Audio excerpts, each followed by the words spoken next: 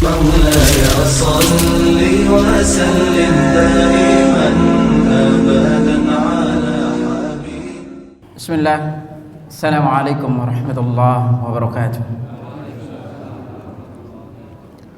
الحمد لله حمدا كثيرا طيبا مباركا فيه كما يحب ربنا ويرضى. أشهد أن لا إله إلا الله وحده لا شريك له وأشهد أن محمدا عبده ورسوله لا نبي بعده. اللهم صل وسلم على نبينا محمد صلى الله عليه وسلم. Jemaah rahmani rahimakumullah. Alhamdulillah, Allah Subhanahu wa taala memanjangkan umur kita sampai kita berada di penghujung bulan Syawal ini, dan sebentar lagi kita akan memasuki 3 bulan haram, yaitu Zulqa'dah, Dzulhijjah dan Al-Muharram. 3 bulan ini termasuk di antara Ashhurul Hurum, yang dimana melakukan kebaikan di dalamnya pahalanya dilipat gandakan, tetapi melakukan dosa juga dosanya lebih besar dibanding bulan-bulan lainnya. Maka dari itu, manfaatkan waktu sebaik-baiknya di 3 bulan ini untuk kita banyak beramal saleh dan berusaha semaksimal mungkin untuk menjauhi berbagai macam bentuk kemaksiatan. Karena itu, apalagi nanti kita akan berada di 10 hari pertama bulan Zulhijjah, ini juga adalah sebuah waktu di mana begitu besar keutamaannya untuk beramal saleh. Perhatikanlah, karena di antara karunia Allah kepada kita adalah memberikan kita waktu untuk beramal saleh. Makanya para salafus saleh sangat memperhatikan waktu-waktu untuk beramal saleh ini. Mereka maksimalkan amalnya sehingga kita bisa mendapatkan nilai lebih di sisi Allah Subhanahu wa taala. Nah, ikhwatal iman rahimani rahimakumullah, kita akan lanjutkan terkait dengan sifat salat Nabi sallallahu alaihi wasallam. Kalau tidak salah, terakhir yang kita kupas itu adalah masalah tasyahhud. Kita berbicara masalah tasyahud, perlu jamaah ketahui yang tasyahud awalnya kayaknya kita udah pernah kupas, makanya kita akan singgungkan di tasyahud akhirnya. Tasyahud awal secara hukum termasuk di antara wajibatus salat, perkara-perkara yang wajib di dalam salat. Maka apabila sesuatu yang wajib di dalam salat itu kalau ditinggalkan maka diganti dengan sujud sahwi. Di antara ketentuan yang perlu diperhatikan di dalam tasyahud awal, kalau tasyahud akhir termasuk di antara rukun salat. Nah, apabila kita lupa tasyahud awal dan belum atau sudah berdiri tegak, alias kita sudah berpindah rukun, maka yang disunnahkan adalah lanjutkan salatnya, tidak turun. Tetapi apabila kita belum sampai berdiri tegak, maka disunnahkan adalah kita turun. Nah, apabila sudah berdiri tegak maka nanti diganti dengan sujud sahwi.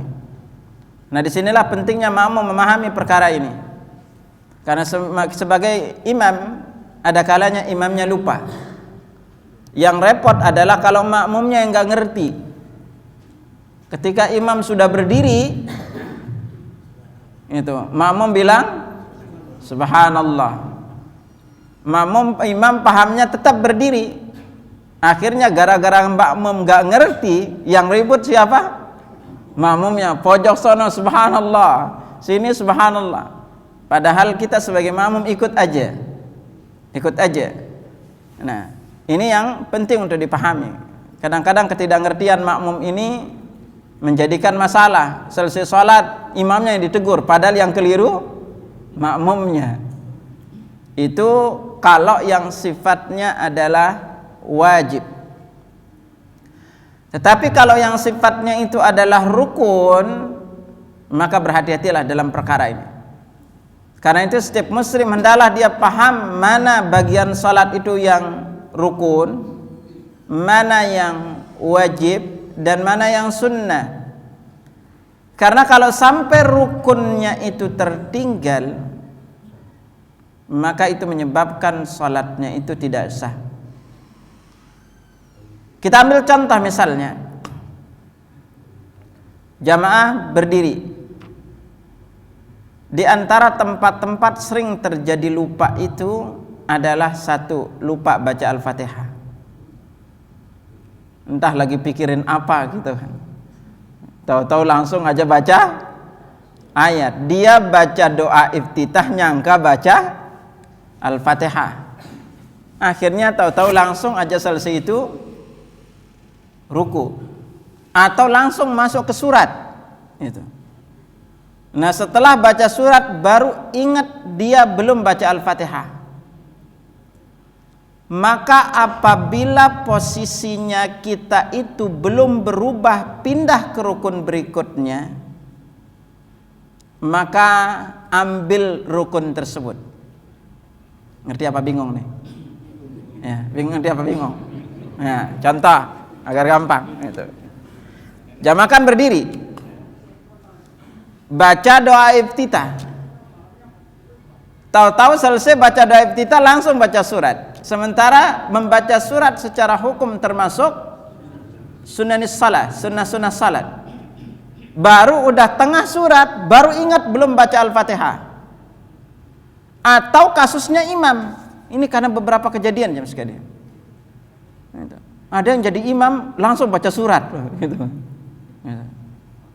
Nah, kalau ingat, maka karena posisinya ini rukunnya posisinya di berdiri, maka kalau kita lupa baca Al-Fatihah dan kita udah baca surat, langsung baca Al-Fatihah.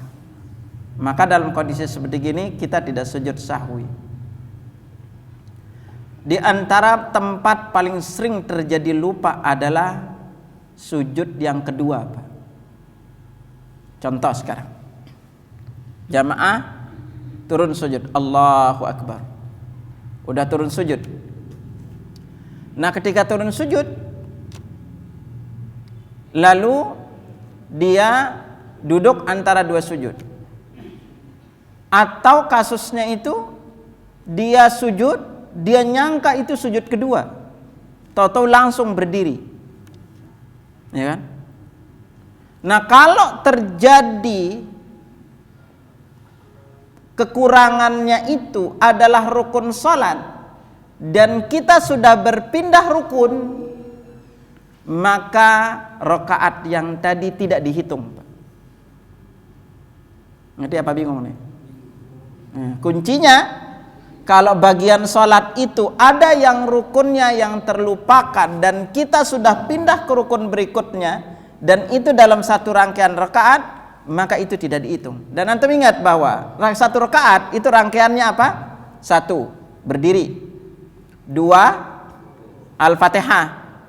3, ruku. 4, i'tidal. 5, sujud. 6, duduk antara dua sujud. Ini adalah bagian dari satu rakaat yang rukun-rukunnya. Nah, kalau ada yang terlupakan rukunnya di dalam satu rangkaian rakaat itu, maka rakaat tadi tidak dihitung. Maka antum kayak memulai dari dikurangin rakaatnya. Kalau itu terjadi ternyata di rakaat ke-3 atau rakaat kedua, maka rakaat yang kedua itu tidak dihitung. Karena yang antum tinggalkan adalah rukun salat. Nah, tinggal ditambah kekurangannya itu. Nah, ini yang harus antum perhatikan terutama. Apalagi yang jadi imam. Itu. Kadang-kadang ketidakngertian ini makmumnya sendiri yang bingung. Sampai pernah terjadi ini salah satu jamaah yang cerita. Imamnya ketika sujud baru sujud sekali, dan itu di rakaat kedua. Baru sujud sekali, tahu-tahu langsung duduk tasyahud. Makmum bacanya duduk antara sujud, imamnya baca tasyahud. Kan kalau baca tasyahud kan agak lama dibanding duduk antara sujud. Karena agak lama, imam makmum ngerasa kurang nih, bilangnya subhanallah, ya kan? Yang bingung imamnya. Akhirnya mau berdiri, makmumnya bilangnya subhanallah juga gitu. Itu. Karena bingung, imamnya balik tuh Pak. Maaf Pak, salahnya apa? Gitu. Ya karena ini yang terjadi di rukun, Pak. Yang terjadi di rukun, imamnya yang bingung gitu, mau berdiri salah, mau ini salah gitu kan. Gitu. Maka disinilah kalau yang merasa mudah lupa lebih baik jangan jadi imam gitu kan. Gitu. Masa lupa-lupa terus gitu kan. Nah disinilah makanya pentingnya ikhwatal iman rahimakumullah. Itu kalau antum jadi imam perlu juga lebih mendalami kaidah-kaidah ini. Karena ini adalah kaidah yang sudah dijelaskan juga oleh para ulul ilm. Apalagi kita juga sebagai makmum, insyaallah nanti setelah sifat salat Nabi ini selesai, kita akan fokus untuk mengupas salat jamaah. Antum sebagai makmum perlu paham fikih makmum. Yang imam perlu paham fikih imam. Karena kita kadang-kadang jadi makmum nggak ngerti fikihnya, Pak. Gitu. Karena seringkali perkara-perkara ini terjadi, Pak. Nah, maka nanti kita akan lihat di bab salat jamaah. Sungguh kekeliruan ini terutama di makmum ini seringkali terjadi. Karena ketidakngertian kaedah-kaedah di dalam salat berjamaah. Akhirnya yang terjadi apa? Makmum salat berjamaah dia tidak mendapatkan pahala salat jamaah. Karena kita setiap hari salat berjamaah. Dan insyaallah nanti kita akan singgungkan juga kepada antum 20 langkah memaksimalkan pahala salat jamaah. Agar kita lebih, jadi kuncinya ikhwatal iman, ibadah apapun yang kita lakukan itu bisa dilipat gandakan nilainya. Ibadah apapun yang kita lakukan bisa dilipat gandakan nilainya. Nah, sebagai penyinggung sekilas kembali sebelum kita singgung tasyahud akhir, kita singgungkan kembali tasyahud awal dulu. Ya. Berbicara masalah tasyahud awal, sekali lagi dia adalah di antara wajibatus salat. Perkara-perkara yang diwajibkan di dalam salat. Sebagaimana yang diriwayatkan dari Wail bin Hujr, dia berkata, ataitu Rasulullah sallallahu alaihi wasallam, aku pernah menemui Rasulullah sallallahu alaihi wasallam, faraaituhu yarfa'u yadayhi idza ibtatah salata hatta yuhadiya mankibai. Aku melihat beliau mengangkat kedua tangannya hingga sejajar dengan kedua bahunya ketika memulai salat. Wa idza arada an yarka'a, dan beliau mengangkat kedua tangannya juga ketika meruku. Wa idza jalasa fir raq'atain, dan apabila beliau duduk pada rakaat kedua, adja'al yusra wa nasabal yumna, beliau menegakkan atau menghamparkan yang kiri dan menegakkan yang kanan. Wa wada'a yadahul yumna ala fakhidil yumna, lalu beliau meletakkan tangan kanan di atas paha yang kanan. Wa nasaba usbu'ahu lid-du'a, kemudian beliau mengangkat jari telunjuknya untuk berdoa. Wa wada'a yadahul yusra ala fakhidil yusra, kemudian beliau meletakkan tangan kiri di atas paha kiri. Ini riwayat pertama. Lalu kalau kita melihat, kalau berbicara tasyahud ikhwatal iman, ada beberapa pertanyaan yang perlu antum ingatkan. Yang pertama itu adalah, kapankah disunnahkan menunjuk? Yang kedua, seperti apakah bentuk jari-jari kita ketika menunjuk? Yang ketiga, di manakah meletakkan tangan kanan dan tangan kiri ketika duduk tasyahud, dan seperti apa bentuk tasyahud awal, dan apa aja bacaan dari tasyahud awal, apakah dia sama dengan tasyahud akhir atau dibaca setengah. Nah, kalau kita melihat ikhwatal iman, kalau ditanya di antara tasyahud ini poin-poin yang perlu antum ingat. Kalau untuk nanti di tasyahud akhir, tinggal kita tambahkan secara hukumnya, lalu duduknya. Nah, kalau secara duduk di tasyahud awal yang kita dapatkan contohnya itu adalah kita duduk dengan iftirash. Nah, adapun iftirash itu adalah caranya menghamparkan telapak kaki kiri ke belakang dan menegakkan telapak kaki kanan. Iftirash ini boleh dipakai di duduk antara dua sujud. Cuma kalau duduk antara dua sujud itu ada dua cara. Satu iftirash, dan yang kedua dengan cara iq'a'. Nah, sementara ketika kita tasyahud awal hanya boleh dengan duduk iftirash saja. Nah, nanti di tasyahud akhir kita duduk dengan tawarruk. Nah, tawarruk ada 3 model. Selama ini kaum muslimin taunya cuma 1. Nah, sementara iftirash itu hanya ada 1 cara. Cuma hampir kebanyakan kaum muslimin di dalam duduk iftirashnya itu keliru. Nah, ini yang perlu antum wanti-wanti. Jangan sampai nanti antum membuat gaya iftirash sendiri. Jadi kaidah iftirash itu adalah adja'al yusra wa nasabal yumna. Beliau menghamparkan kakinya yang kiri ke belakang dan menegakkan yang kanan. Nah, bagaimana modelnya? Lalu sekalian kita singgungkan nanti di manakah kita meletakkan tangan ketika kita tasyahud. Dan juga sama ketika kita duduk antara sujud. Nah, di dalam tasyahud atau duduk antara sujud, maka riwayat yang kita dapatkan model tangan kita itu diletakkan di paha itu ada 3 cara. Nah, ini kebanyakan kita gaya modelnya 1 aja. Itu. Nah, singgungkan dulu duduknya. Nah, kalau berbicara duduknya, maka perintahnya kan kita disuruh adja'al yusra. Jadi kaki kiri ini kita hamparkan, ya. Kita letakkan gini. Wa nasabal yumna, baru kita tegakkan yang kanan dan kita duduk di atas ini.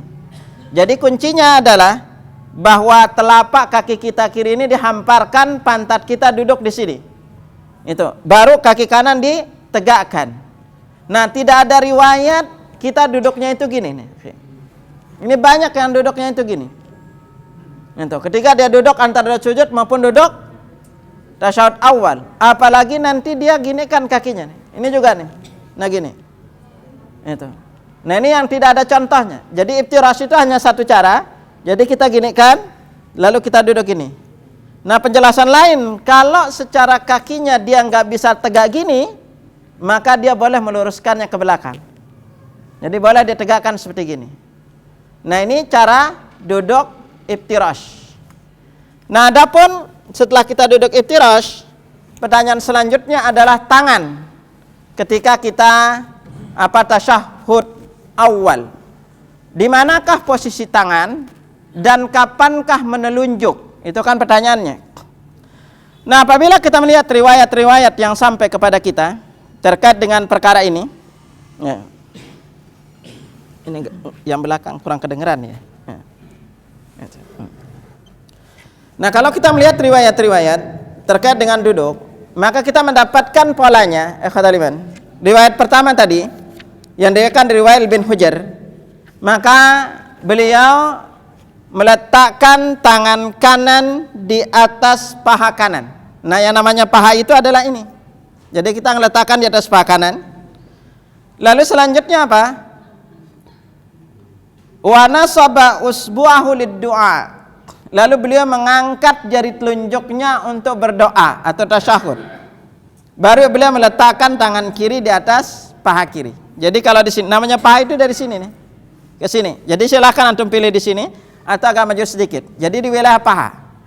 Nah, jangan sampai terlalu depan. Nah, ke depannya jadi meletakkan tangan itu ada 3 cara.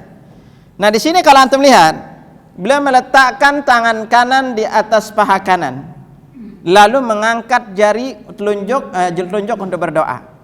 Nah, bagaimana posisi tangan? Maka kita mendapatkan ada 2 cara paling tidak tangan kita ketika kita tasyahud.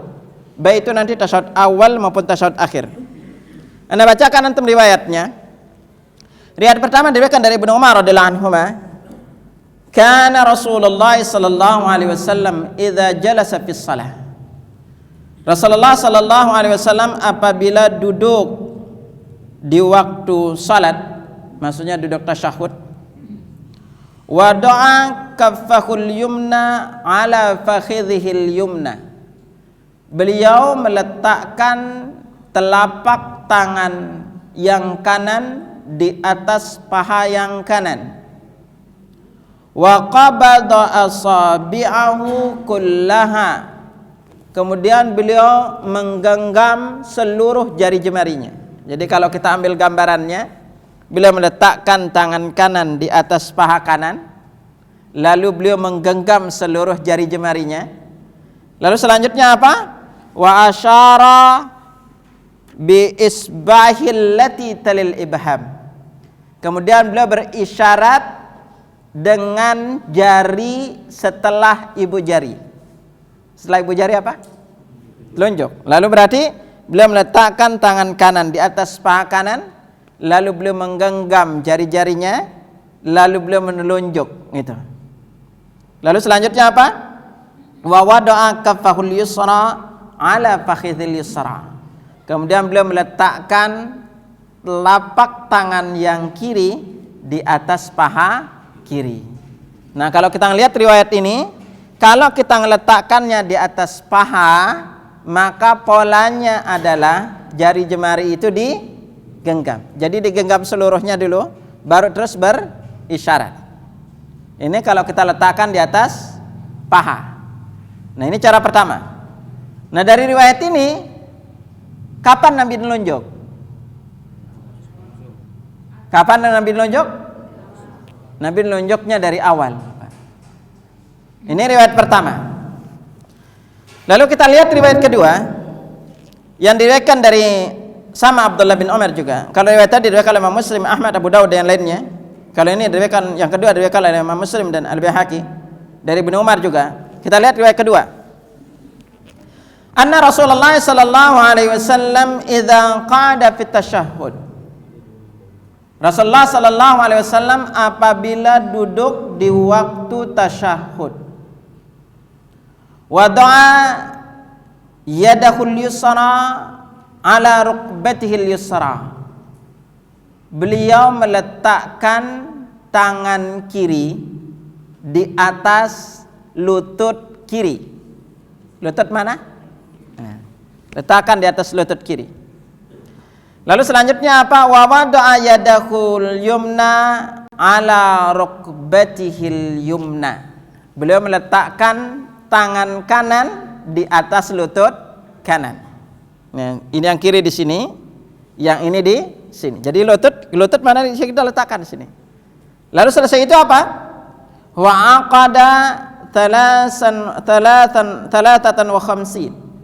Lalu beliau membuat lingkaran 3, membuat angka 3 dan 5, alias 3 dan 5 atau 53. 53 wa asyara bis sababah. Kemudian beliau berisyarat dengan jari telunjuk. Jadi beliau meletakkan tangan kiri di atas lutut kiri, lalu tangan kanan di atas lutut kanan. Lalu beliau membentuk angka 5 dan 3. 5, 3 gimana? Maka beliau membentuknya itu gini. Ini modelnya 5 dan 3. Jadi dia betul. Jadi makanya kalau kita meletakkannya di lutut, ini di lutut, maka kita paling tidak membentuknya angka 5 dan 3. Nah, kita membentuknya gini. Jadi antum perhatikan, sini, sini, lalu membentuk gini, gitu. 5 dan 3. Nah, sementara riwayat lebih tegas. Penjelasannya adalah ada riwayat selanjutnya juga yang diriwayatkan dari Abdullah ibn Zubair, riwayatnya adalah kana Rasulullah sallallahu alaihi wasallam idza qada yad'u.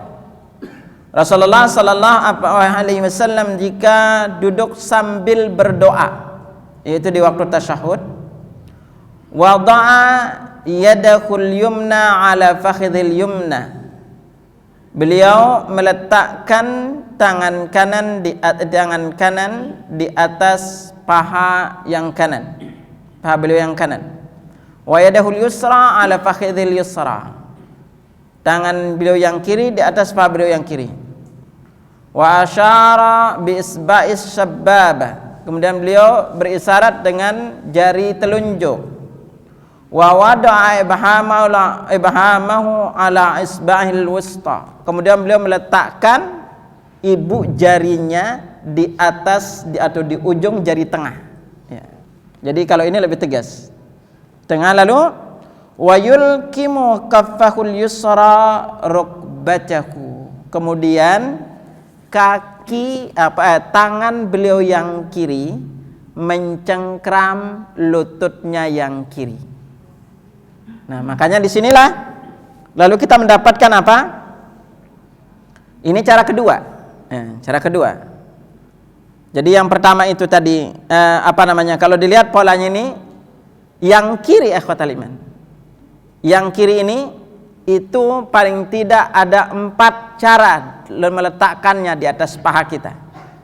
Tadi yang pertama itu adalah diletakkan di atas paha. Yang kedua diletakkan di lutut, meletakkan.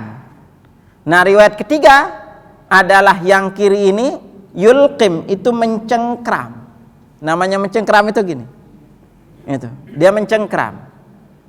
Nah, riwayat keempat adalah yang diriwayatkan dari Wail bin Hujr. Riwayatnya tumaqada faftara syarjul yusra wa wada'a kafal yusra ala fahdhihi wa rukbatihi yusra.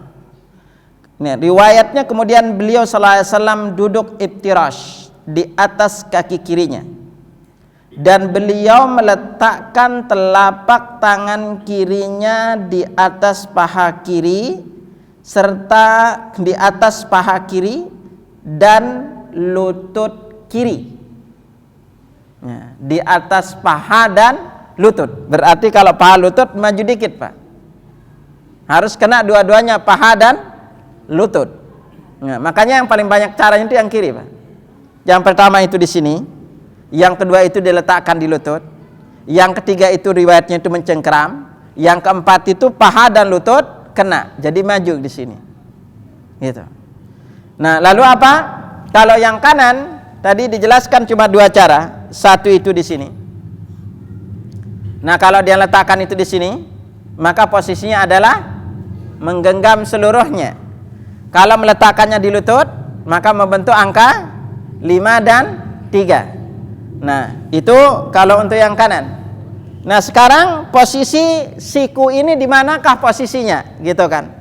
Maka lanjutan hadisnya adalah waja'ala hadda mirfaqihil aiman ala fakhidhil aiman. Dan beliau menjadikan sikunya itu berada di atas paha yang kanan. Jadi makanya kita kalau sholat itu tegak, Pak.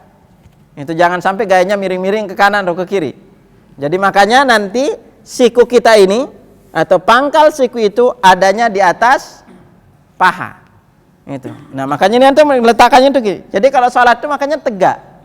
Kita sholatnya tegak.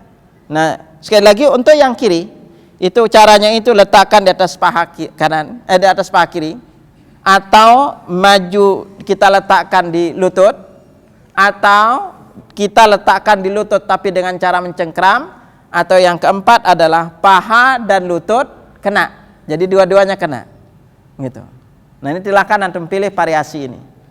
Nah, kalau yang kanan posisinya itu di atas lutut kanan, di atas paha kanan, maka kalau di atas paha kanan Nabi itu menggenggam seluruh jarinya lalu baru berisyarat. Atau cara kedua kita letakkan di lutut lalu kita membentuk angka 5 dan 3. Nah, lalu selanjutnya ujung siku itu ada di atas paha posisinya. Nah, ini terkait dengan tasyahud. Lalu selanjutnya hadisnya bunyinya, "Tsumma qabada thintaini min asabihi wa halaqa halqatan." Kemudian beliau menggenggam atau menempelkan jari kelingking dengan jari manisnya dan beliau membentuk lingkaran. Dan lanjut hadisnya adalah faraaituhu yuharrikuha yad'u biha. Nah, kata Wail, aku melihat beliau menggerak-gerakkan jari jemari beliau sambil berdoa. Nah, inilah yang dijadikan salah satu dalil terkait dengan ketika kita berdoa di waktu tasyahud, maka kita boleh menggerakkan jari jemari. Nah, terkait dengan kesahihan hadis ini di antara ahli ilmu memang berbeda, akhi. Ada yang mengatakan riwayat ini ada riwayat syadz. Ada yang mengatakan menghasankannya. Jadi kalaupun nanti kita mengambil ada yang mensahihkan riwayat ini atau menghasankan riwayat ini dan kita menggerakkannya bagaimana? Maka di antara pendapat ini seperti Syekh Albani mengatakan bahwa menggerakkannya itu dari awal. Dari sejak kita tasyahud kita menggerakkannya. Adapun menggerakkannya pelan aja. Tidak ada riwayat gerakannya itu gini-gini. Oh, apalagi sambil putar-putar. Anda sampai pernah ngelihat ada yang tangannya itu gerak-gerak gini mutarnya. Dari mana dapat gini kan? Itu. Jadi kita gerakan itu pelan aja. Kita gerakan. Dan kapan menggerakkannya? Kalau Syekh Albani rahimahullah mengatakan itu menggerakkannya itu dari awal. Kalau Syekh Muhammad bin Shalih Al-Utsaimin beliau berkata menggerakkannya itu saat yang ada doanya. Nah, yang ada doanya di mana? Maka mulainya dari membaca salawat. Karena dari salawat itulah mulai kita berdoa terus sampai dengan salam. Nah, ini terkait dengan untuk duduk. Lalu di antara sunnahnya adalah ketika kita tasyahud di waktu salat seluruh pandangan mata itu diarahkan ke tempat sujud kecuali di waktu tasyahud. Nah, di waktu tasyahud kita melihat ke jari telunjuk sebagaimana diriwayatkan dari Abdullah bin Zubair, wa syara bi usbahis sababah. Beliau berisyarat dengan jari telunjuknya, la yujawizu basarahu isyaratahu. Pandangan mata beliau tidak melewati isyarat jari telunjuk beliau. Karena itu Imam An-Nawawi rahimahullah berkata, yang sesuai sunnah ialah hendaklah pandangan mata tidak melewati isyarat, yaitu jari telunjuknya, dan ia mengisyaratkannya dengan menghadap ke arah kiblat. Ini beliau jelaskan dalam syarah Sahih Muslim. Nah, lalu setelah itu apa terkait dengan doa tasyahud atau bacaan tasyahud? Bacaan tasyahud awal secara lafaz tasyahud, Al-Hafidz Ibnu Hajar Al-Asqalani dalam kitab beliau Fathul Bari beliau menjelaskan ada sekitar 46 riwayat bacaan tasyahud. Namun yang sahih kurang lebih hanya sekitar 6 saja lafaz tasyahudnya. Ada tasyahud Ibnu Mas'ud, ada Ibnu Abbas, ada tasyahudnya Ibnu Umar radhiyallahu anhuma, lalu nanti ada tasyahudnya Umar bin Khattab, lalu juga ada Salman Al-Farisi, juga ada Abu Sa'id Al-Khudri. Riwayat lain jelaskan juga ada tasyahudnya Aisyah. Nah, dari seluruh lafaz tasyahud ini maka yang disepakati kesahihannya oleh para ahli hadis adalah tasyahudnya Ibnu Mas'ud. Adapun kita di Indonesia yang selama ini memakai tasyahud yang kita pakai adalah tasyahudnya Ibnu Abbas. Dan ini yang dipilih oleh Imam Syafi'i rahimahullah. Kalau tasyahud Ibnu Abbas dipilih oleh Imam Syafi'i, lalu Ibnu Mas'ud dipilih oleh Imam Ahmad, lalu Imam Malik memilih tasyahudnya Umar bin Khattab radhiyallahu anhu. Nah, adapun lafaz tasyahud Ibnu Mas'ud sebagaimana yang diriwayatkan dari Ibnu Mas'ud, ia berkata adalah Rasulullah sallallahu alaihi wasallam mengajarkan kepada kami bacaan tasyahud seperti beliau mengajarkan kepada kami satu surat dari Al-Quran. Nah, ini karena itu lafaz-lafaz perawi-perawi dari perawi yang meriwayatkan tasyahud Ibnu Mas'ud itu tidak ada berselisih, berbeda dengan tasyahudnya Ibnu Abbas. Nah, lalu bunyi tasyahudnya apa? Maka beliau diajarkan oleh Rasulullah SAW, at-tahiyyatu lillah was-salawatu wat-tayyibat, assalamu alayka ayyuhan nabiyyu wa rahmatullahi wa barakatuh, assalamu alayna wa ala ibadillahi as-salihin, ashhadu an la ilaha illallah wa ashhadu anna muhammadan abduhu wa rasuluh. Ini diriwayatkan oleh Imam Al-Bukhari, Muslim, Ahmad, An-Nasa'i, Al-Baihaqi dan selainnya. Ini riwayat dari tasyahud Ibnu Mas'ud. Nah, adapun tasyahud Ibnu Abbas radhiyallahu anhuma, dia berkata adalah Rasulullah sallallahu alaihi wasallam mengajarkan kepada kami bacaan tasyahud seperti beliau mengajarkan kepada kami satu surat dari Al-Qur'an. Kemudian beliau mengucapkan lapas-lapas Anda perlu perhatikan akhirnya. Karena lafaz-lafaz tahiyat ini adalah bentuk jamak muannas salim. Jadi bentuknya jamak. Makanya dia kebanyakan isinya itu agak panjang ujungnya. Makanya bunyinya apa? At-tahiyyatul mubarakatus salawatut thayyibatu lillah. Seluruh lafaz salawat itu assalamu alayka, assalamu alayna sama. Assalamu alayka ayyuhan nabiyyu wa rahmatullahi wa barakatuh, assalamu alayna wa ala ibadillahi salihin, ashhadu an la ilaha illallah wa ashhadu anna muhammadar rasulullah. Ini tasyahud Ibnu Abbas. Kalau antum menghafal tasyahudnya Ibnu Mas'ud, maka gampang menghafal sisa tasyahud yang lainnya. Karena sebagian rata-rata belakangnya itu lapas-lapasnya kebanyakan diambil dari lapas-lapas tasyahudnya Ibnu Mas'ud. Seperti misalnya kita lihat tasyahudnya Umar bin Khattab radhiyallahu anhu. Bunyinya adalah at-tahiyyatu lillah, az-zakiyatu lillah, as-salawatut thayyibatu lillah, assalamu alayka, assalamu alayna sama, assalamu alayka ayyuhan nabiyyu wa rahmatullahi wa barakatuh, assalamu alayna wa ala ibadillahi salihin, asyhadu an la ilaha illallah wa asyhadu anna muhammadan abduhu wa rasuluh.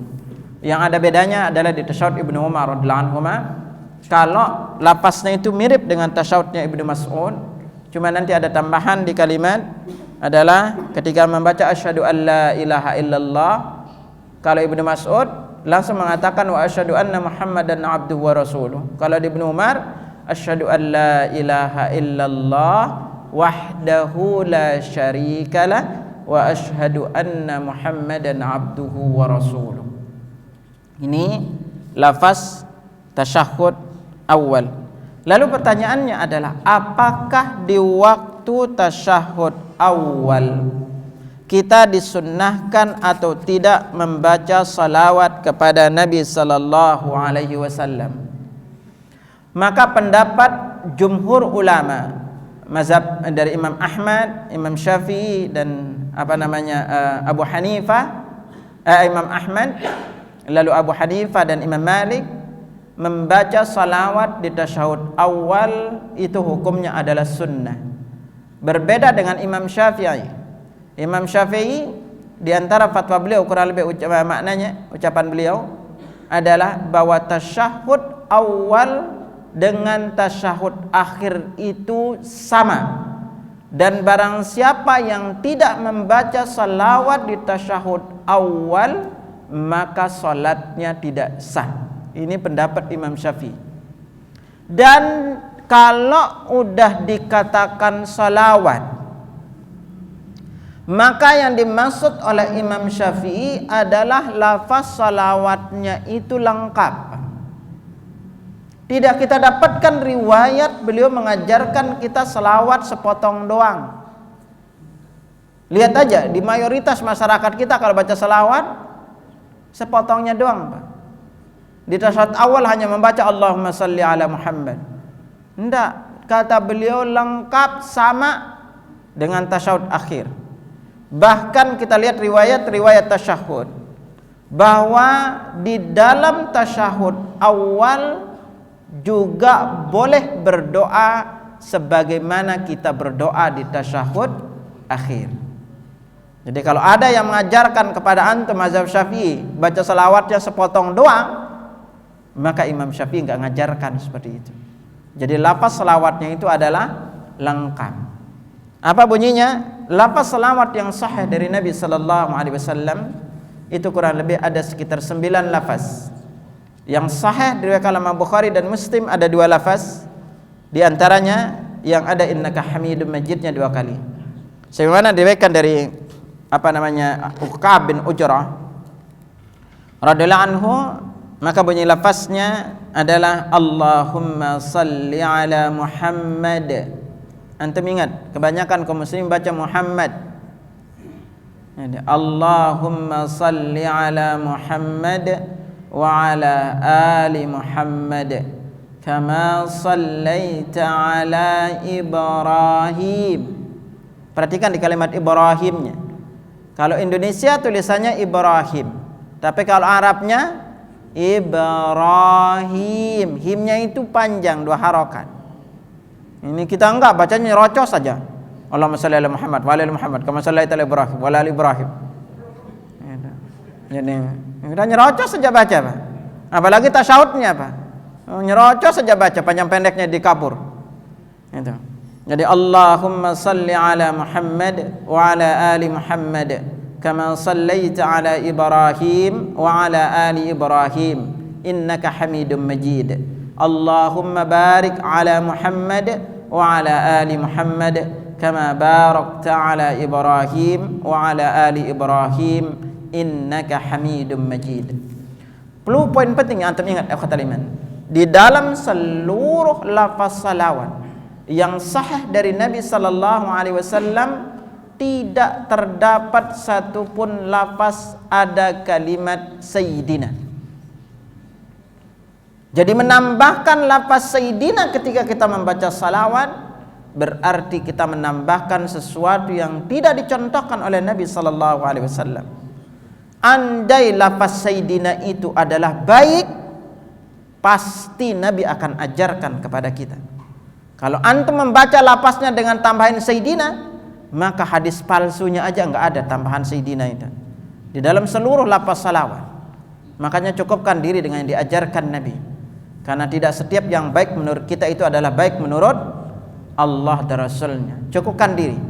Karena kalau antum sampai menambahkan lafaz sayyidina, itu antum dapat riwayatnya di mana? Seluruh riwayatnya. Nah, adapun lafaz selawat yang sering kita pakai di Indonesia itu adalah lafaz selawat yang diriwayatkan dari Uqbah bin Amir. Ada tambahan lafaz di dalam Uqbah bin Amir ini. Kalau lafaz yang kita pakai selama ini bunyinya Allahumma salli ala Muhammad wa ala ali Muhammad kama sallaita ala Ibrahim wa ala ali Ibrahim wa barik ala Muhammad wa ala ali Muhammad kama barakta ala Ibrahim wa ala ali Ibrahim fil alamin innaka Hamidum Majid. Ini diantara lafaz dari riwayat Uqbah bin Amir, tapi juga ada tambahannya sebenarnya. Riwayat lafaz lain mengatakan Allahumma salli ala Muhammadin nabiyil ummi. Nah ini ada, jadi setiap kalimat Muhammad ada tambah nabiyil ummi. Nah ini diantara lafaz-lafaznya. Maka dari itu silahkan kita pilih lafaznya, perhatikan lafaznya dan terutama kalimat-kalimatnya. Nah dari semua lafaznya yang paling pendek bunyinya diriwayatkan oleh Imam Tabarani Allahumma salli wa sallim ala nabiyyina Muhammad. Ini lafaz yang paling pendek lafaz salawatnya. Nah setelah kita membaca salawat di tasyahud awal, maka boleh kita berdoa. Poin penting yang antum harus ingat adalah apabila imam belum selesai membaca salawat sementara kita sudah selesai, maka ambil doa di tasyahud awal, sama juga nanti di tasyahud akhir. Tetapi apabila imam sudah selesai dan kita belum selesai, maka tinggalkan bacaan kita itu, ikuti gerakan imam berikutnya. Ini terkait dengan tasyahud awal. Wallahu alam bissawab. Jadi nanti pertemuan berikutnya kita kupas duduk tasyahud akhir dan doa sebelum salam, lalu bangkit menuju rakaat berikutnya dan doa atau zikir setelah salam. Kita tambahkan sedikit penjelasannya. Di antara salah satu sunnah yang kita dianjurkan adalah setelah kita duduk tasyahud awal dan bangkit menuju rakaat berikutnya, maka di antara yang kita disunnahkan adalah kita disunnahkan untuk mengangkat tangan. Jadi riwayat yang banyak dijelaskan terkait dengan waktu mengangkat tangan itu ada 4 tempat. Pertama adalah ketika takbiratul ihram, yang kedua ketika ruku, yang tiga ketika i'tidal, dan yang keempat adalah ketika bangkit dari rakaat pertama menuju rakaat kedua atau setelah tasyahud awal menuju rakaat ketiga. Inilah riwayat yang paling banyak yang diketahui oleh kaum muslimin, walaupun ternyata ada riwayat lain juga bahwa Nabi SAW setiap kali sujud dan bangkit dari sujud maka beliau juga mengangkat tangan. Ini riwayat yang termasuk di antaranya yang dijelaskan dan penjelasannya Syekh Albani rahimahullah terkait dengan adanya riwayat seperti ini. Nah, lalu akhwat rahimakumullah, sekali lagi poin penting yang perlu antum ingat adalah bahwa tasyahud awal itu disertai juga dengan salawat. Sekali lagi jumhur ulama mazhab Abu Hanifah atau mazhab Hanafi, Maliki dan Hambali membaca salawat di tasyahud awal termasuk di antara sunnah salat, dan berbeda dengan Imam Syafi'i. Beliau mengatakan bahwa tasyahud awal termasuk di antara wajib-wajib salat yang kalau tidak dibaca maka salatnya juga menjadi perkara yang tidak sah. Nah, makanya itu ini yang diperintahkan untuk kita lakukan. Sekali lagi poin yang perlu antum ingat, seluruh lafaz salawat tidak terdapat kata lafaz Sayyidina. Nah, kalau ada yang mengatakan ngotot memakai Sayyidina, tanya aja riwayatnya di mana. Dan kalau ada orang mengatakan mazhabnya Syafi'i, mengatakan Imam Syafi'i memakai Sayyidina, sungguh yang mengajarkan antum itu nggak ngerti ucapan Imam Syafi'i.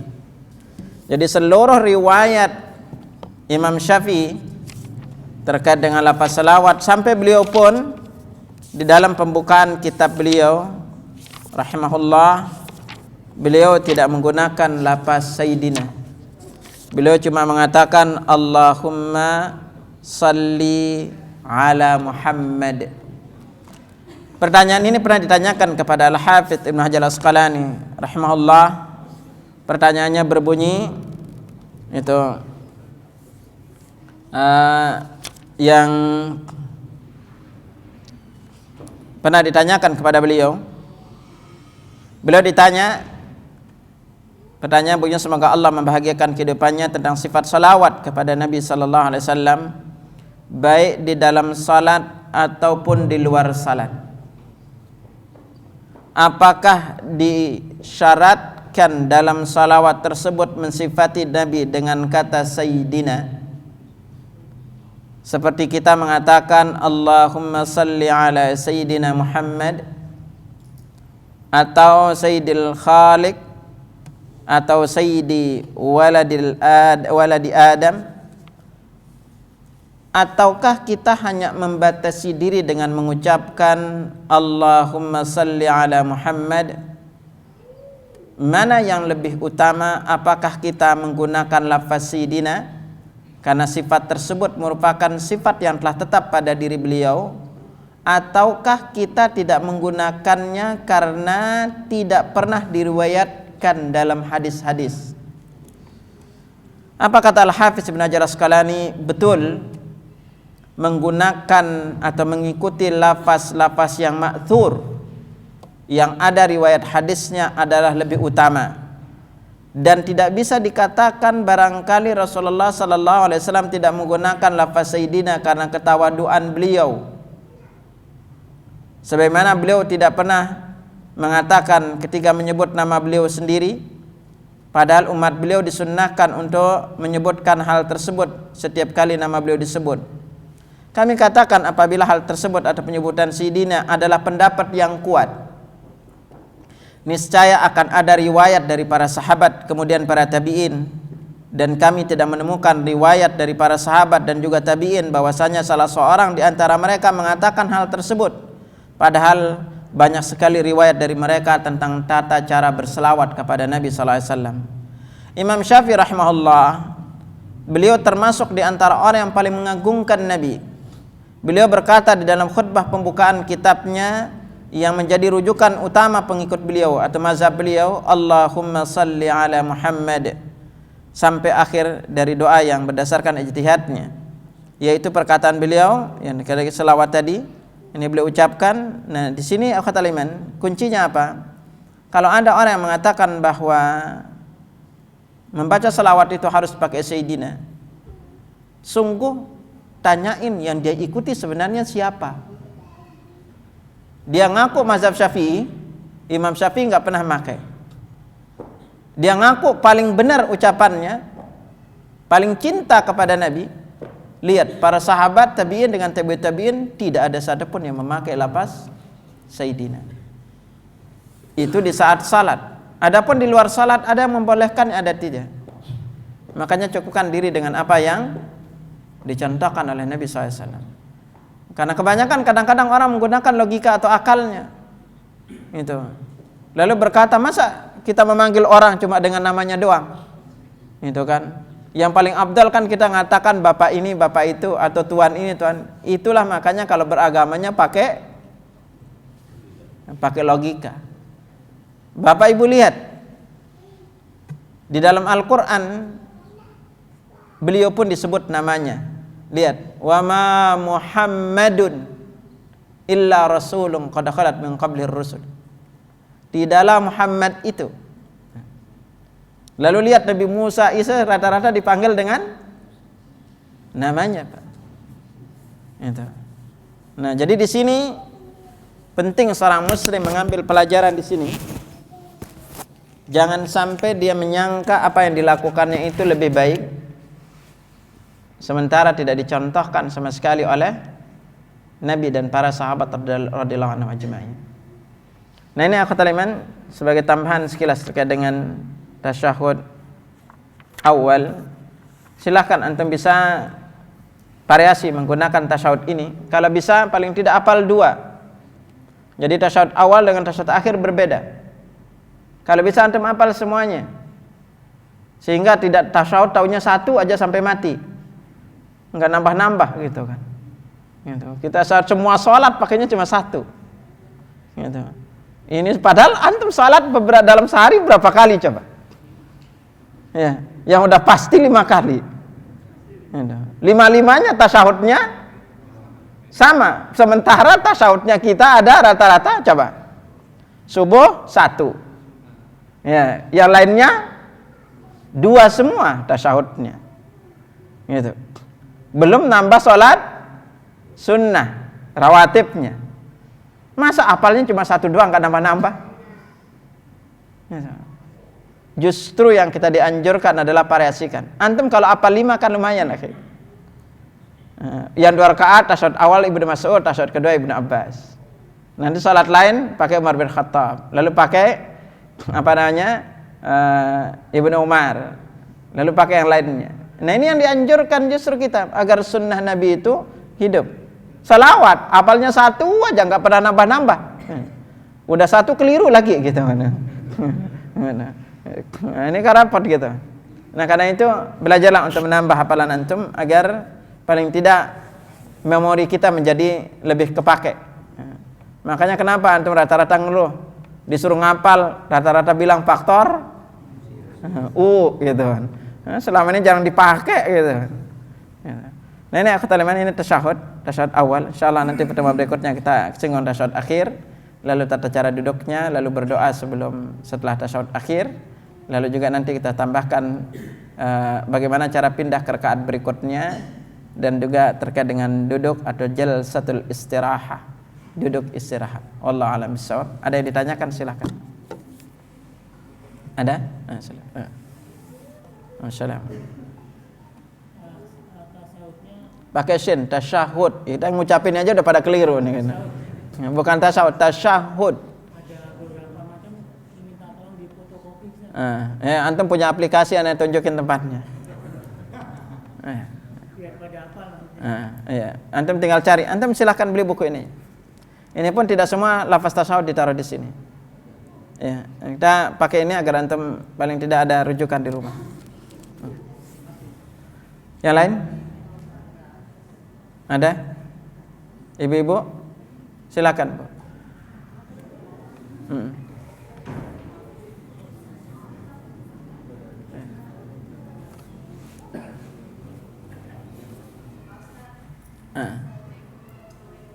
Assalamualaikum.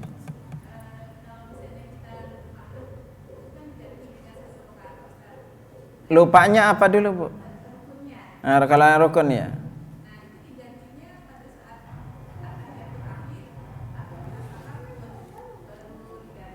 Enggak, gantinya itu saat itu, Bu.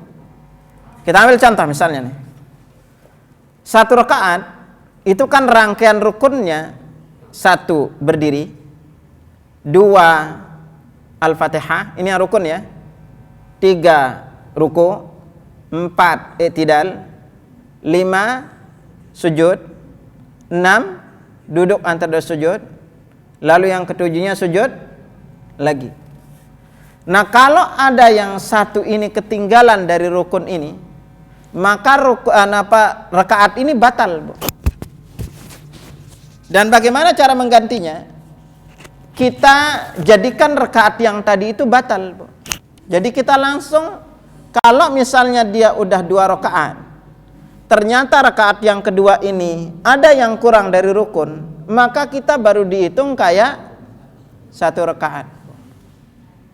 Nah, nanti tinggal selesai salat, sebelum salam lakukan sujud sahwi. Gitu. Nanti apa bingung? Bingung nggak dia? Ada. Jangan nunggu selesai salatnya. Gitu. Ibu-ibu ngerti apa bingung, Bu? Hah? Ya, silakan.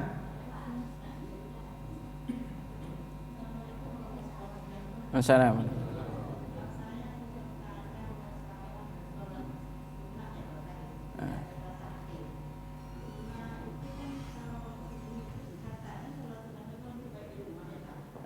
Iya.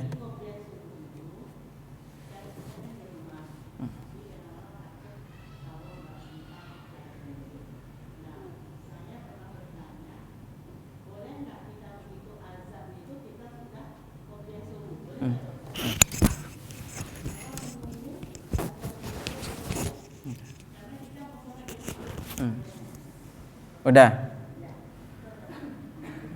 Ini bab salat sunnah belum, Pak? Ini salat sunnah. Iya. Sabar aja. Poinnya, Bu, yang disebut dengan qobliyah itu adalah dilakukan setelah adzan dan sebelum salat wajib. Itu namanya qobliyah.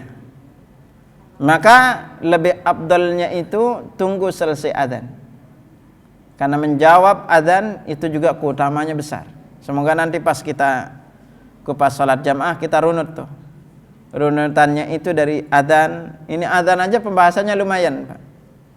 Pembahasannya, kaedah-kaedahnya juga kekeliruan-kekeliruan muadzin. Ini apa keutamaan menjawab muadzin dan menjawab azan. Nah, salat sunnah di rumah termasuk salat sunnah yang pahalanya besar, Bu. Ya, semoga nanti Anda rinci lebih kuncinya besar pahala. Di salat sunnah di rumah dan anjuran salat sunnah di rumah. Nah, kalau kita menghadapi kondisi, Syekh Shalih Fauzan hafizahullah pernah ditanya, kalau kita salat sunnah di rumah, sementara iqamah di masjid itu cepat, yang kalau kita salat di rumah menjadikan kita akan tergesa-gesa ke masjid atau tidak dapat shaf pertama atau tidak dapat takbiratul ihram, kalau kondisinya seperti ini, maka lakukanlah qobliyahnya di masjid. Nanti tinggal ba'diyahnya dijadikan di rumah. Ini cara paling aman. Itu daripada kita akan tergesa-gesa nanti salat ke berangkatnya ke masjid. Apalagi kalau rumahnya agak jauh dari masjid. Wallahu a'lam bishawab. Ya. Ada lagi? Silakan.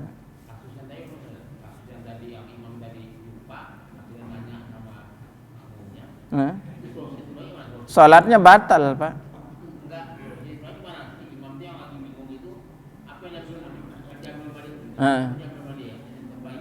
Ya sekarang makanya disinilah imamnya itu perlu wanti-wanti, Pak.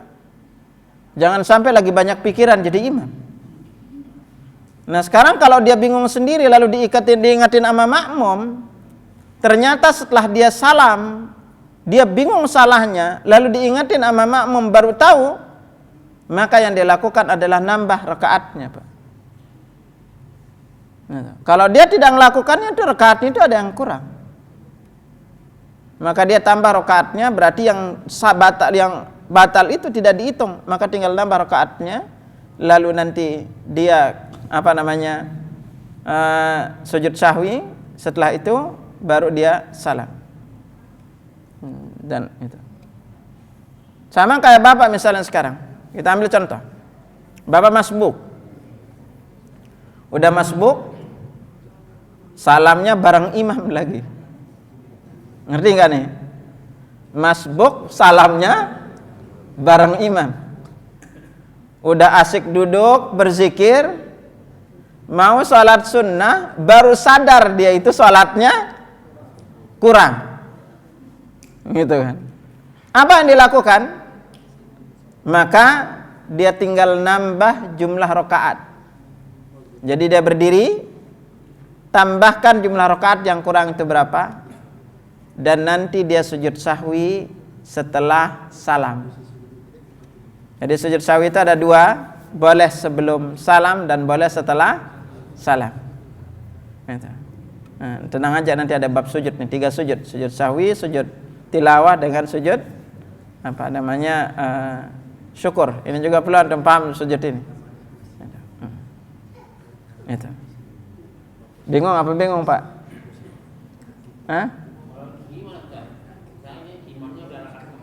Iya.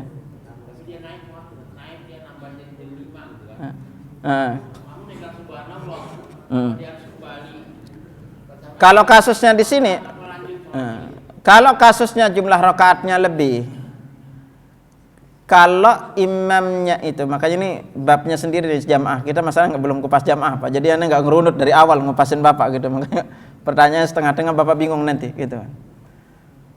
Kalau dia terkait dengan jumlah rakaat lebih, terutama di rakaat terakhir, lalu suara yang lebih banyak mengatakan subhanallah, maka imam itu harus balik. Gitu.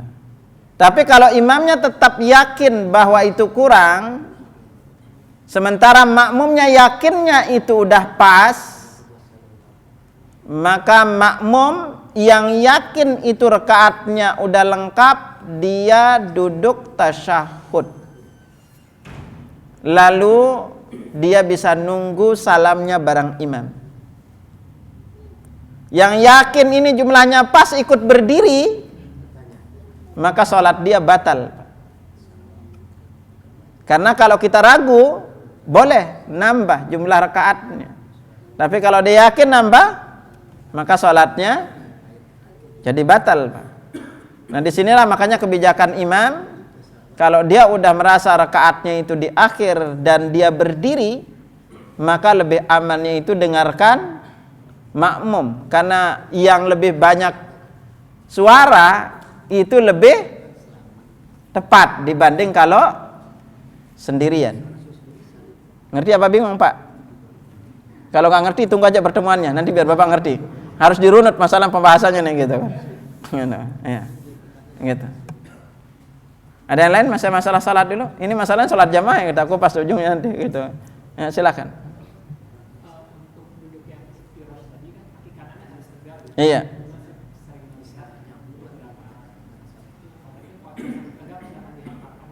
Iya. Yang tepat itu tegak sebenarnya. Karena kata nasaba yansibu nasban itu tegak. Gitu. Kalau dia misalnya ada posisi kakinya itu agak miring, berarti ini kan agak miring bukan tegak. Dan Nabi tidak katakan agak condong, miringnya enggak, tegak. Itu kalau dari sisi bahasanya. Karena di dalam bahasa Arab namanya jadi kalau ngelihat posisinya, apakah nanti duduknya itu kakinya ya gini, ini bukan tegak namanya. Ini agak miring. Kalau nasaba itu dalam bahasa Arab itu tegak. Jadi berdiri tegak. Jadi kalau ya ada yang kekarakan gini, nah ini perlu dibenerin gitu, suruh tegain gitu. Gitu. Ya. Nah, kenapa yang tua susah? Karena dari kecilnya keliru, Pak. Coba dari kecilnya benar, gitu. Nah, ya silakan terakhir Pak ya. Mengenai sholat berjamaah tadi Ustaz. Imam itu adalah ikutan. Iya. Apakah boleh imam itu dalam tahiyat akhir itu, tasyahud akhir itu berdoa untuk dirinya? Apa? Kalau di waktu tasyahud dan salat itu sendiri-sendiri Pak doanya. Gitu. Ya sekarang gimana dia mau doain yang lain? Mungkin lapas-lapasnya. Kalau Bapak perhatikan dan buka doa sebelum salam. Nah, kita belum masuk Pak, sabar aja nanti doa sebelum salam baru Bapak lihat. Ya. Lapas-lapas doanya itu pribadi Pak. Kayak doa yang kita disunnahkan sebelum salam yang Nabi sabdakan, idza faraga ahadukum min at-tasyahhudil akhir falyasta'id billahi min arba. Apabila salah seorang di antara kalian selesai membaca tasyahud akhir, maka hendaklah berlindung dari 4 perkara. Apa itu? Allahumma inni a'udzubika. Bilangnya ini Pak, bukan inna. Ya Allah, sesungguhnya aku berlindung kepadamu dari neraka jahanam. Bilangnya di sini aku, bukan inna. Lalu pernah juga Abu Bakar radhiyallahu anhu bertanya kepada Rasulullah SAW, meminta diajarkan doa yang dia baca di waktu salat.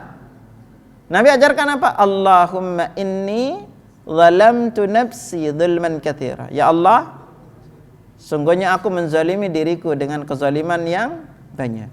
Lewat lain mengatakan zulman kabira. Jadi pribadi. Juga Allahumma hasibni, itu pribadi Pak. Gitu. Karena kita lagi berdoa untuk diri sendiri. Jadi kalau begitu disimpulkan bahwa seorang imam itu tidak boleh berdoa untuk pribadinya pada waktu dia bertindak sebagai imam. Enggak, keliru Pak. Kapan kita tidak dianjurkan berdoa atas pribadi, terutama kalau dia jadi khotib Pak. Kalau khotib kan kadang banyak yang dia doakan. Nah, kalau di saat sholat, bedain antara saat sholat dengan di luar salat. Karena di dalam lapas-lapasnya salat itu Nabi ajarkan kita permintaannya pribadi. Gitu. Nah, berbeda kalau jadi khatib. Kalau jadi khatib di saat dia berdoa, maka jangan pakai lapas sendiri. Itu makanya repotnya kalau nggak bisa bahasa Arab, Pak. Gimana mengubah yang pribadi itu menjadi jamak gitu. Sementara kalau doa ada yang dia baca, misalnya, kalau yang pakai dari Al-Quran, rata-rata pakainya nun, Rabbana atina fid dunya hasanah. Tapi kalau yang dari hadis, yang pribadi kebanyakan sifatnya pribadi. Gitu. Gitu. Nah makanya doa itu kita disuruh minta pribadi-pribadi, Pak. Tidak berjamaah. Gitu. Jadi bedain antara bacaan doa di dalam salat dengan berdoa bersama. Untuk kepentingan bersama beda. Gitu. Karena salat ini kita sifatnya pribadi. Nah, Ustaz, saya belum bisa menyimpulkan. Yang saya tanyakan, apakah seorang imam itu boleh berdoa? Di dalam salat boleh, Pak. Bukan hanya makmum, bukan hanya imam, semuanya, Pak. Di saat salat itu semuanya boleh berdoa, Pak. Gitu. Makanya doanya itu sifatnya pribadi-pribadi. Gitu. Makanya Nabi itu banyak berdoa di waktu salatnya. Jadi bukan hanya makmum, imam doang berdoa, semuanya yang salat berdoa. Emang kalau Bapak baca Rabbi Firli, Bapak jangan Rabbi Firlana, enggak bisa, Pak.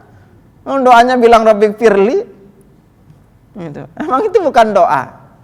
Jadi sekali lagi, Pak, di waktu salat itu kita berdoa pribadi-pribadi. Semua imam dan makmum membaca doa masing-masing. Gitu. Bukan berarti kita lalu dengan pola jamaahnya itu kita kayak dipimpin doanya, enggak. Kita enggak dapatkan yang memahami seperti itu, Pak. Wallahu a'lam bishawab. Gitu. Silakan.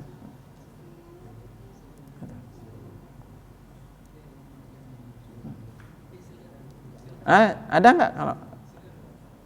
Silakan. Kita mau nanyakan yang kita bacakan waktu tasawuf awal, pas sampai akhir kan ada kita bersalawat kepada Rasul. Iya. Itu kan kita dapat ajaran kan dari imam apa segala macam, saya kan nggak begitu paham lah imam segala macam. Apa Rasul juga baca seperti itu juga waktu dia mengajarkan kepada umatnya? Iya, Pak. Makanya ini pentingnya Bapak punya bukunya biar tahu lapas-lapasnya, Pak. Dan Nabi di dalam salawat yang diajarkan di waktu salat dan lapas-lapas salawat yang ada, kita nggak dapatkan ada lapas mengatakan Allahumma shalli ala Muhammad saja. Kalau ada mengatakan seperti itu lapas salawat, tanyain dalilnya di mana. Dan kalau Bapak diajarkan sekarang baca salawatnya di waktu tasyahud awal dengan tasyahud akhir beda, tanyain siapa yang ngajarin. Dan di mana contoh dari Nabi mengajarkan seperti itu. Ya. Kalau dia ngaku mazhabnya Syafi'i, sungguh yang ngajarkannya itu berarti belum baca pendapat Imam Syafi'i. Karena Imam Syafi'i berkata tasyahud awal dan tasyahud akhir lafaznya sama. Sebagaimana boleh berdoa di tasyahud akhir, berarti juga di tasyahud awal boleh berdoa. Ustaz, Iya. yang saya tanyakan bukan bacanya, Ustaz. Rasul sendiri bacanya buat diri sendiri apa bagaimana? Kalau kita umatnya kan mendoakan Rasul. Nabi ajarkan kita lapasnya gitu. Lapas yang mana Bapak tanyain coba? Yang Salawatnya, tasyahudnya. salawat Allahumma sholli ala Muhammad. Nabi ajarin gitu kepada kita. Tapi Rasul sendiri baca seperti itu juga. Iya, Pak. Makanya kalau Bapak punya bukunya, Bapak bisa lihat bukunya. Nah, itu, Pak. Lihat di halaman ini. Di bab tasyahud agar Bapak nanti lebih ini. Biar Bapak enggak pulang nanti enggak penasaran, Pak. Bapak buka di bab tasyahud di sini di halaman 304, Pak. Dari Ka'ab bin Ujrah, dia berkata, kami para sahabat Nabi berkata, ya Rasulullah, wahai Rasulullah, amartana an nusalli alaika wa an nusallima alaik.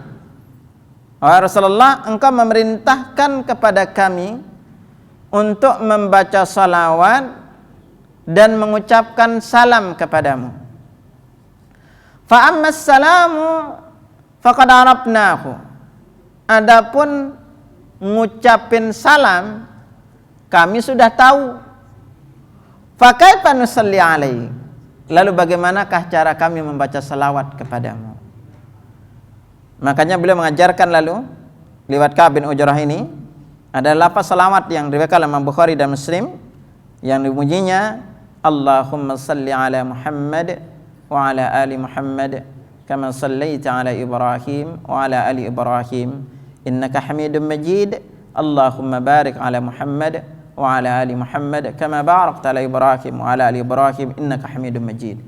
Lafaz salawat inilah yang banyak di antara ahlul lain seperti Ibnu Qayyim menjelaskan ini yang paling sahih. Karena ini yang Nabi ajarkan langsung. Ketika beliau ditanya, ini yang beliau pilih. Dan tidaklah beliau memilih lafaz salawat, maka itu adalah pilihan yang paling lafaznya paling lengkap dan paling sahih riwayat. Dan ini lafaznya banyak, ini baru sebagian ditaruh di sini. Kalau jamaah kepingin tahu lengkap lafaz-lafaz salawat, cari kitab yang berjudul Jala'ul Afham. Itu. Jala'ul Afham ini karangan Ibnu Qayyim, itu beliau lengkap menaruh semua lafaz-lafaz salawat dan kandungannya, gitu. Ya. Silakan. Kalau itu kan dalam sholat ada kadang-kadang dalam tausiah atau ceramah-ceramah itu lafaz Sayyidina Muhammad itu juga disebutkan. Nabi dan para sahabat tidak pernah pakai Sayyidina. Iya, kita ini Nabi dan para sahabat tidak pernah pakai Sayyidina. Makanya kata Ibnu Hajar tadi apa? Tidak didapatkan riwayat dari sahabat dan para tabi'in memakai lafaz Sayyidina. Bayangkan sahabat dan para tabi'in nggak pernah pakai, Pak. Hatta Imam Syafi'i pun nggak pernah. Nah, makanya itu perlu ditanyain dia, Pak. Di mana lah riwayat? Oh, Nabi setiap hari juga para sahabat setiap hari memakainya. Bayangin para ahli hadis, Pak. Setiap membaca hadis akan membaca salawat, Pak. Tapi kita tidak dapatkan mereka pernah menggunakan kata Sayyid. Wallahu a'lam bishawab. Demikian subhanakallahumma hamdika asyhadu an la ilaha illa anta astaghfiruka wa atubu ilaik. Assalamualaikum warahmatullahi wabarakatuh.